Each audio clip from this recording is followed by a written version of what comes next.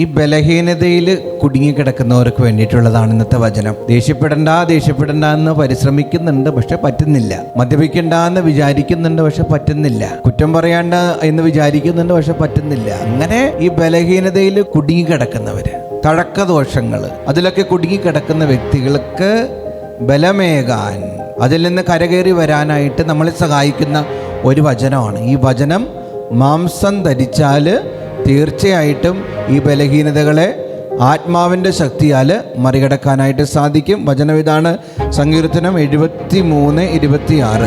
എൻ്റെ ശരീരവും മനസ്സും ക്ഷീണിച്ചു പോയേക്കാം, എന്നാൽ ദൈവമാണ് എൻ്റെ ബലം, അവിടെ നിന്നാണ് എന്നേക്കുമുള്ള എൻ്റെ ഓഹരി. കർത്താവ് നിന്നെ ബലപ്പെടുത്തട്ടെ.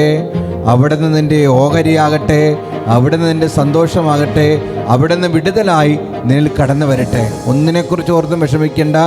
ബലഹീനതയെ മറികടക്കാനുള്ള കൃപ കർത്താവ് നിനക്ക് നൽകട്ടെ. മെസ്സേജ് ബോക്സിൽ പ്രൈസ് ദി ലോർഡ് എന്ന് ടൈപ്പ് ചെയ്യുക. ഈശോ നിന്നെ അനുഗ്രഹിക്കട്ടെ.